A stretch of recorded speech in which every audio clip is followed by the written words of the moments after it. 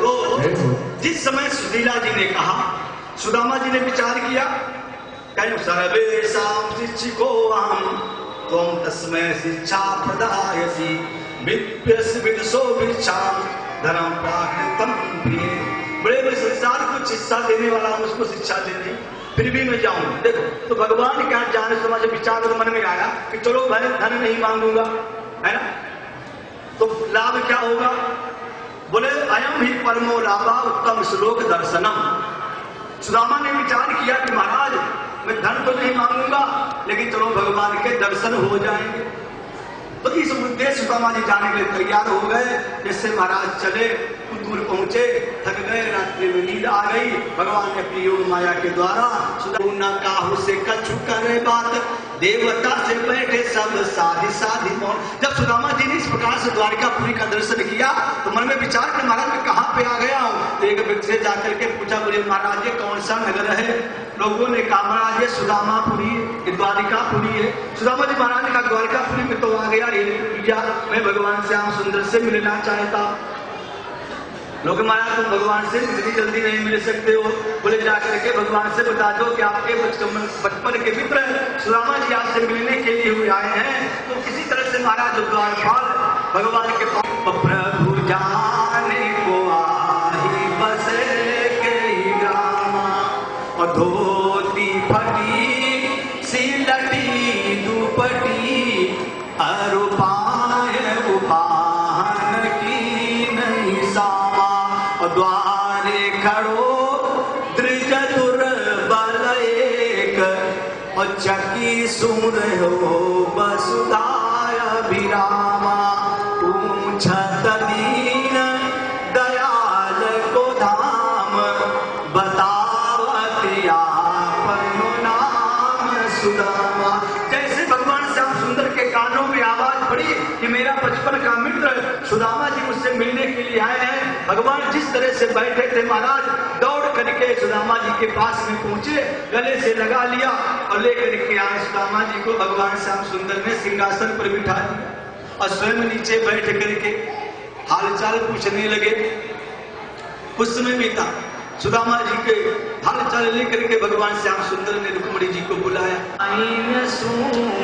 पग कंटक जाल लगे पुनि जोए, हाय महा दुख पायो सखा, तुम आए न कि दिन खोए, और देखी सुदामा की दीन दशा, करुणा करके करुणा निधि रोए, और पानी परात को हाथ छुयो, नहीं नैनन के जल सूपग धोए।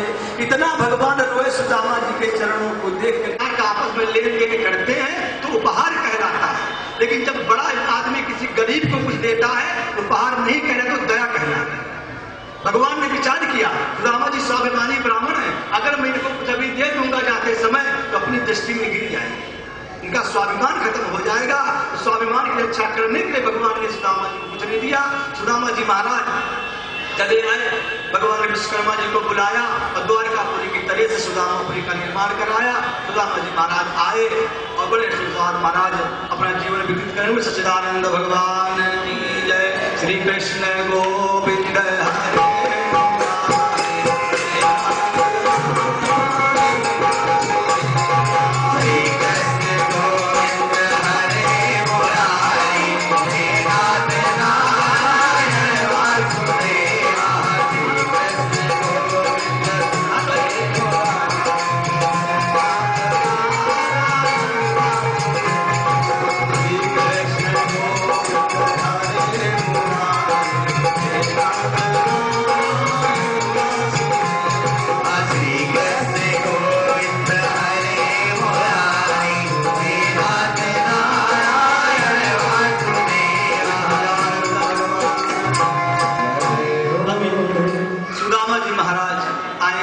भगवान श्याम सुंदर उनका पाद प्रक्षालन करेंगे। आप लोग बड़े प्रेम से दिव्य झांकी का दर्शन करेंगे। भागवत की कथा हमारी कभी समाप्त नहीं हो सकती है। जो कुछ हो सका हम लोग सुना गया। अब भागवत का महात्म्य, पूरी भागवत का महात्मा 5 मिनट में श्रवण कर लीजिए और फिर सुदामा जी का दर्शन करेंगे आप लोग। और फिर कल आप सभी लोग हवन में आएंगे, प्रसाद वितरण में आएंगे। सच्चिदानंद भगवान की जय।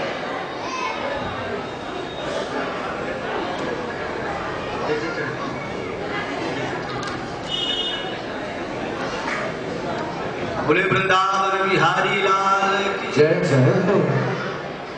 तो सुखदेव जी महाराज ने कहा, राजा महात्मा में आप लोगों ने श्रवण किया, बड़े ध्यान से सुनिए। जो इतने दिन तक भागवत नहीं सुन पाए हैं, एक दिन भी किसी का छूट गया है तो इस कथा को सुनो। पूरी भागवत के सुनने का फल, संपूर्ण भागवत के सुनने का फल महात्मा के सुन लेने से प्राप्त हो जाता है। अब आप लोग थोड़ा सा भी सुदामा जी को वहीं रखिए, जब कहेंगे तो ले आना। देखो, तो महात्मा में आप लोगों ने श्रवण किया था, जो लोग आए थे, तो महात्मा ज्ञान और वैराग्य की कथा है। भक्ति